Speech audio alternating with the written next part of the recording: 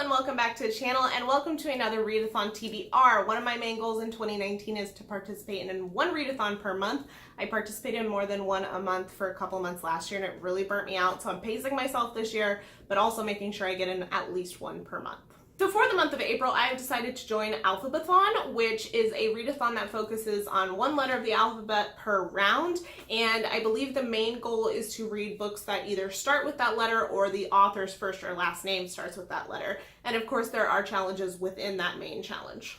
So I actually have a ton of books as options for this. I went through my Goodreads and just added like all of my possible books for this into a separate little shelf, and I think I had over 50 books potential, but for today's video purposes I'm only going to share 7. These are going to be the 7 that I'm focusing on because there are 7 reading challenges, so I'm assigning one book per challenge. I can tell you right now I'm not going to get to all 7 because I don't think I've ever done that in a readathon ever, and some of these are pretty long, but it is still kind of my TBR to pick from. You know how TBRs work. So as I mentioned, there are 7 challenges within the main H title / author name challenge. And the first one is to read a historical, is it historical or historical fiction? I think it's historical fiction.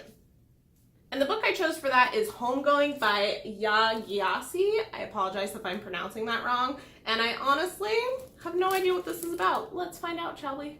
So it looks like this is set in Ghana, and we're following 2 half-sisters and a lot of their just life struggles that they happen to go through, and we got some civil war and great migration subjects happening. Looks like they hop into New York at some point, so it looks like this is going to span a lot of time and a lot of locations, which sounds interesting. I will say I DNF'd a historical fiction last month. Go watch my March wrap-up if you want to know what that was. So I'm a little hesitant to jump back into historical fiction, but I've heard really great things about this book, so I'm interested. The next challenge is to read a book that is a hardcover, and a lot of my options this week, it's only a week-long readathon, have hardcovers. However, the specific book that I'm picking for this is The Heart and the Body of the World. A Heart in a Body in the World. Butchering book titles since 1991. This is by Deb Coletti, which I have never read anything by her, but this has been very highly rated by my Goodreads friends and Goodreads users in general.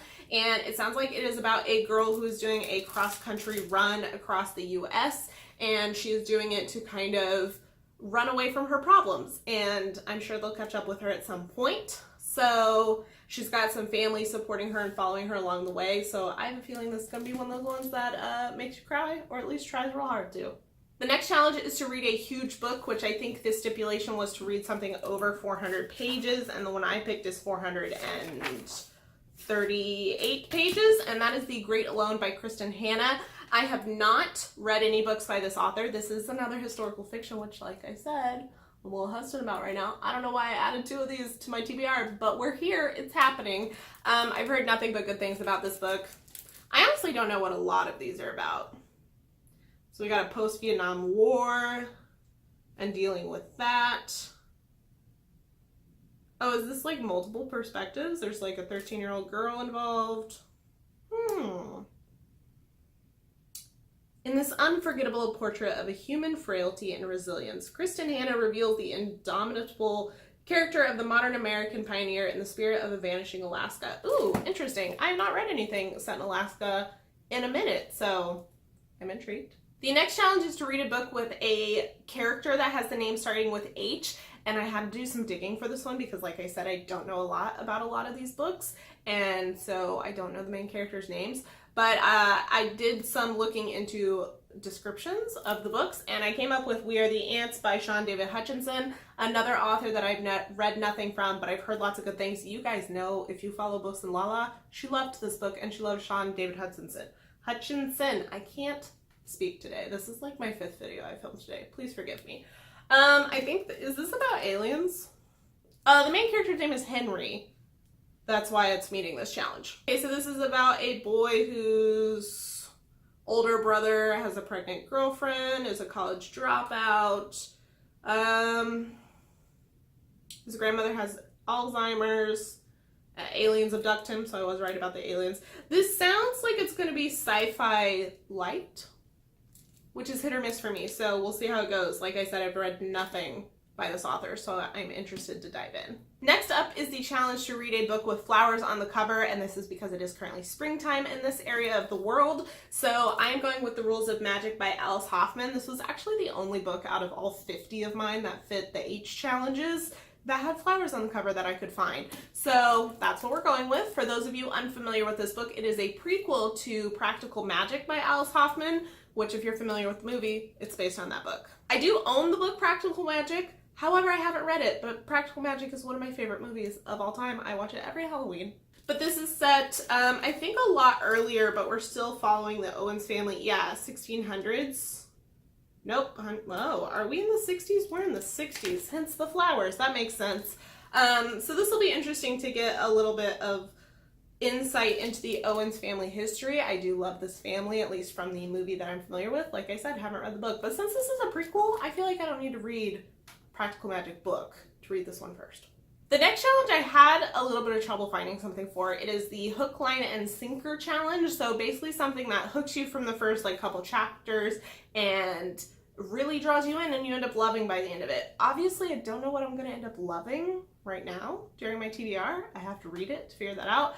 But I'm going with a comic book on this because this is a comic book volume, but I have read the first issue within this comic book, which is what made me pick up the volume, and that is Spider-Woman.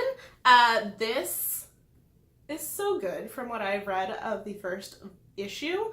The reason I ended up finding this is my husband and I did a try a comic kind of video on our other channel, kind of like the try chapter tag on BookTube, and we basically got a bunch of first issues of a ton of different comics, picked a few, read all of them, and then decided out of those what we would most like to continue on with the comic book series based on our first reads. And Spider-Woman was one that I absolutely fell in love with. There's a lot of girl power in this one, a lot of female friendships going on, and a lot of really interesting commentary. Jessica Drew is someone who is an ex, I think it's Hydra, or is it S.H.I.E.L.D.? She's an ex-something agent, and she is pregnant and nobody knows who the father is, and she won't share and she won't tell anybody, and she's dealing with motherhood on her own. She's also best friends with Captain Marvel, which is adorable. And then for the last book, it is the challenge of a double H. So the title of the book starts with an H and the author's first or last name starts with an H. So for that, I'm going with Hex Hall by Rachel Hawkins.